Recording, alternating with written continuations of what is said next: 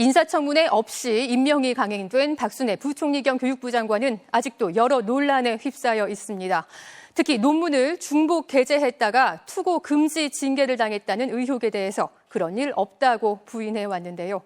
MBC 취재 결과 박 장관은 또 다른 논문에서 실제 투고 금지 처분을 받은 일이 있고 심지어 문제의 논문을 연구 실적으로 사용한 사실도 확인됐습니다. 최경재 기자의 단독 보도입니다. 지난 2011년 발간된 한국행정학회 영문학술지, 책 뒤쪽 공고문에 박순애 교육부 장관의 논문 관련 처분 내용이 나옵니다. 박순애 저자가 1999년 투고한 논문이 자신이 쓴 다른 논문과 상당히 겹쳐 등재를 취소한다고 돼 있습니다. 또 2013년 8월까지 논문을 제출할 수 없는 투고 금지 처분을 내린다고 적혀 있습니다. 명백한 표절이 있을 경우에 나오는 결정이고요. 저널에서 내리는 페널티로는 무거운 편에 속하죠. 학자로서는 불미스러운 일이고 도의적으로 책임을 져야 되는 일이죠. 표절로 판정된 논문은 교통정책을 다룬 내용인데 기존 논문과 제목만 다를 뿐 본문 대부분이 토시까지 똑같습니다. 500이란 숫자를 글자로 바꾸고 접속사만 바꾼 대목도 여럿 눈에 띕니다. 그런데 박 장관은 지난 2000년 이 표절 논문을 연구 실적으로 제출하며 한 자치단체 산하 연구원에 입사했습니다. 지금은 카피큘러나 여러 가지 시스템이 있잖아요. 근데 그 당시에는 일일이 다 파악하기는 좀 힘든 구조였다고. 박 장관은 또 지난 2018년 서울의 이른바 입시 컨설팅 학원에서 두 아들의 생활기록부 첨삭을 받은 일도 MBC 취재 결과 확인됐습니다.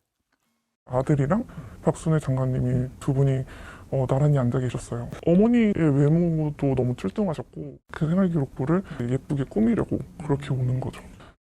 이에 대해 박 장관은 20만 원대 자기소개서 컨설팅을 한 번 받았을 뿐이라고 밝혔습니다.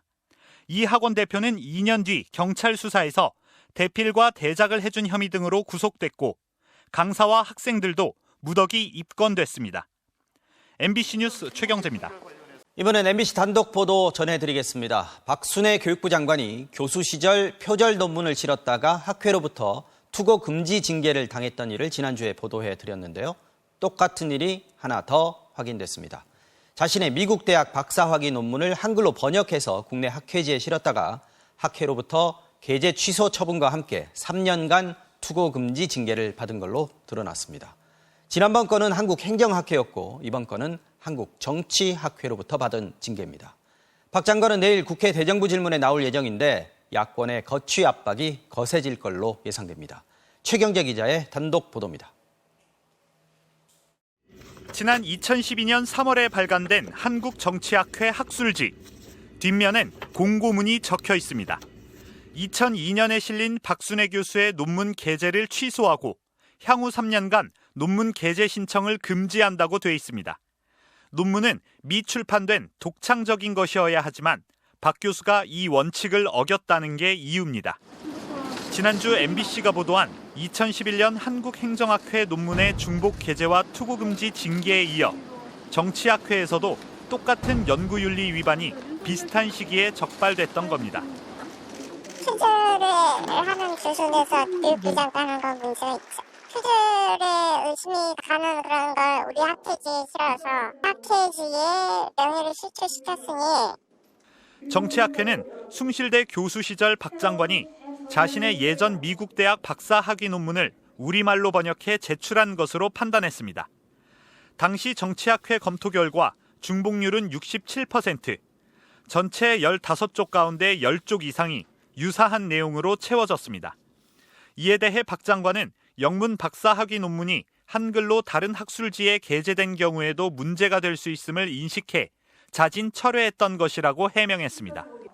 하지만 논문을 낸 지 10년이 지나서야 뒤늦게 자진 신고한 이유는 밝히지 않았습니다. 특히 논문 게재 2년 뒤인 2004년 서울대 교수 임용 당시 문제의 논문이 연구 실적으로 제출됐을 거라는 의혹에도 별다른 언급을 하지 않고 있습니다. 학자로서는 굉장히 부끄러운 일일 수밖에 없는 데다가 투고금지 처분은 얼마나 불명예스러운 처분이에요. 근데 이걸 두 군데씩이나 받았단 말이에요. 야권은 내일 국회 대정부 질문에서 박순애 장관의 각종 의혹을 앞세워 거취를 압박할 것으로 보입니다.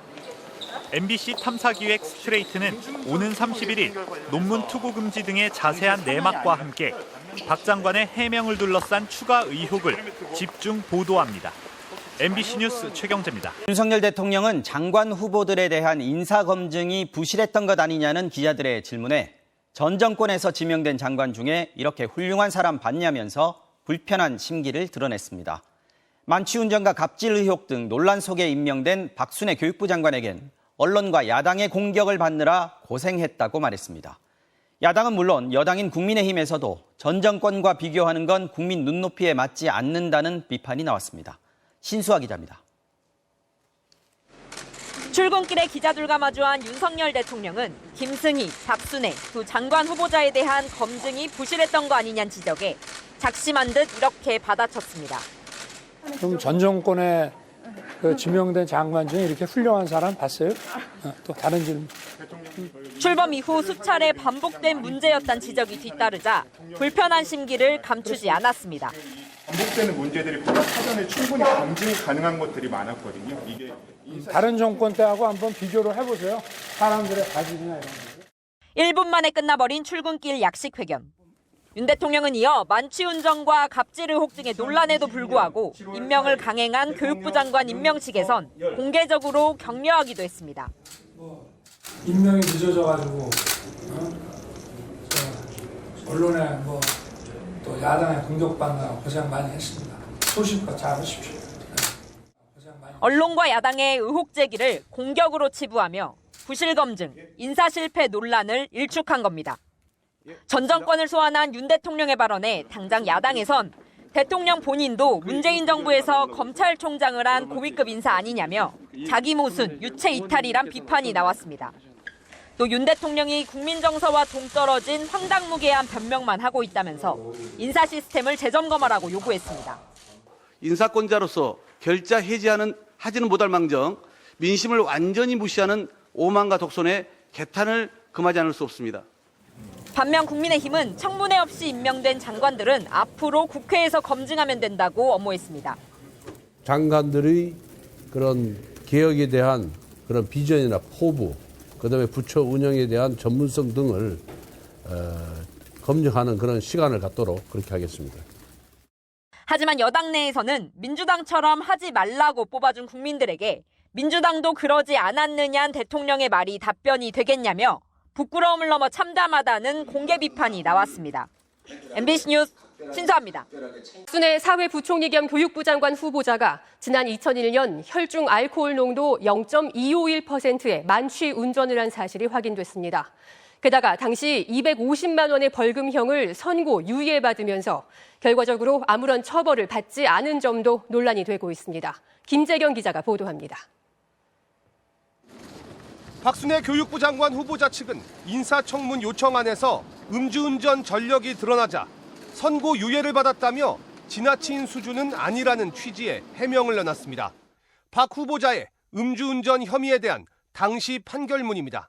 2001년 12월 밤 11시 서울 중구의 한 도로에서 혈중 알코올 농도 0.251%의 만취 상태에서 운전을 했다고 나와 있습니다.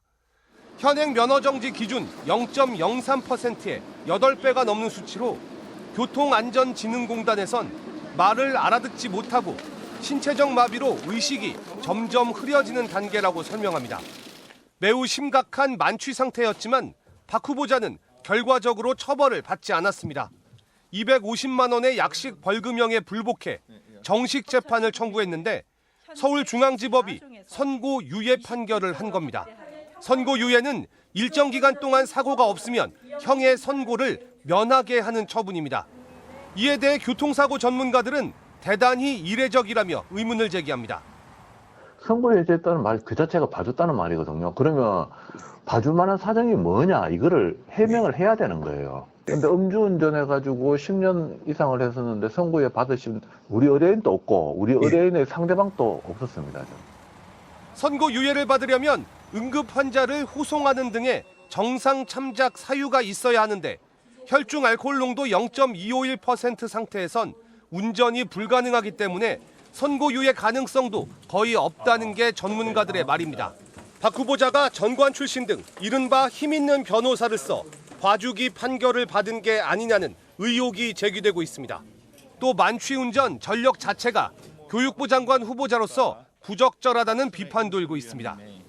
박 후보자 측은 깊이 반성하고 있다며 인사청문회에서 자세히 밝히겠다고 전했습니다. MBC 뉴스 김재경입니다.